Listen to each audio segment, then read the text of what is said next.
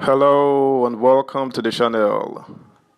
Minister of Labor and Employment and the former governor of Anambra State, Dr. Chris Ngige, has revealed his after-tax salary, thereby exposing a closely guarded secret that I'm sure most Nigerians would have been itching to know. Subscribe, like, share, and comment. Thank you. My salary is 942,000 naira monthly. I have no allowances, says Ngige.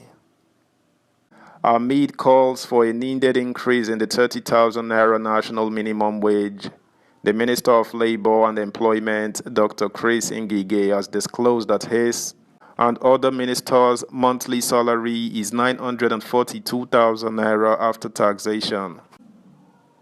Amid calls for a needed increase in the 30,000 naira national minimum wage, the Minister of Labor and Employment, Dr. Chris Ngige, has disclosed that his and other ministers' monthly salary is 942,000 naira after taxation. Ngige, who was speaking on Channels Television's Politics Today on Monday, also said they don't have allowances as ministers except duty allowance when they have to travel for work. My salary is 942,000 naira a month. My salary with my PA, gross total after tax, my feeding, my transport, the transport of one PA, the salary of my gardener, my cook, they are all consolidated. After every taxation, they pay me 942,000 naira. Every minister you see, that is what it is. Special advisors hang around that amount too. The allowances are not anything. We don't have any allowances except if you travel. You can get duty tour allowance like every other public officer, Ngige said. He added that the travel allowance the ministers receive was recently reviewed alongside that of permanent secretaries, among others. It was reviewed to 100,000 naira for a minister, and I think ministers of states, 75,000 naira. Permanent secretaries, 70,000 naira, and down the line. Level 1, everybody else's own was reviewed, not only our own, he said. Asked why the government had not been able to bring down the unemployment rate in the country, which rose to 33.3% in 2021, Ngige argued that job creation was a responsibility of the private sector, not just the public sector. He also blamed decline in foreign direct investment for growing unemployment. The point there is that job creation is a cross-cutting thing.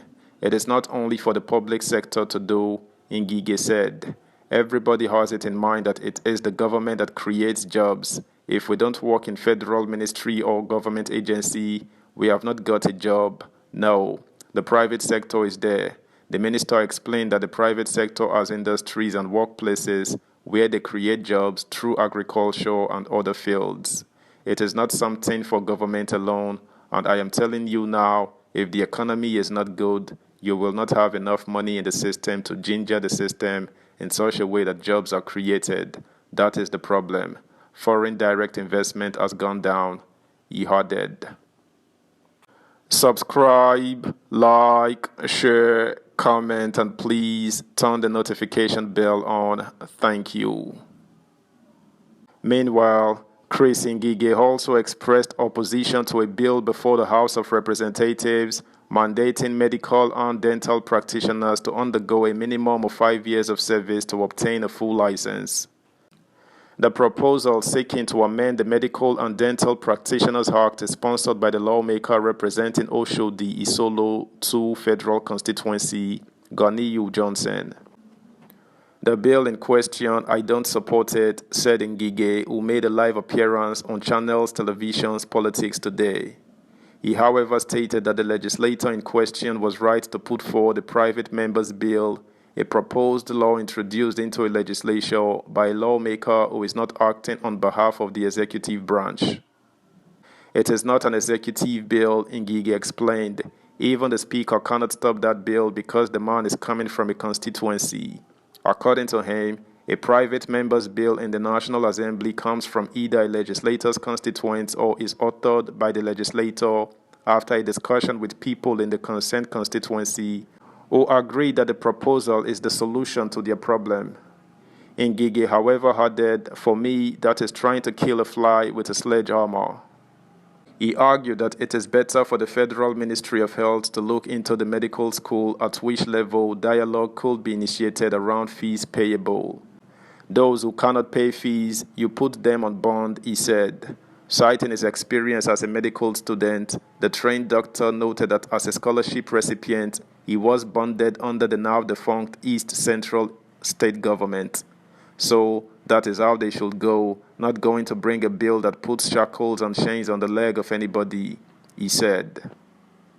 Meanwhile, in other news, Nigeria Labour Congress (NLC) has called for review of civil servants' retirement age and years of service in the entire public service to 65. NLC President Joe Ajaero made the call during the 2023 Workers' Day celebrations on Monday in Abuja. Ajaero also called for general review of core civil servant salaries to narrow the gap in other civil servants' emoluments and those in other segments of the public service. He said that the extension of years of service should go round, as it had been done in other sectors of the public service in the country.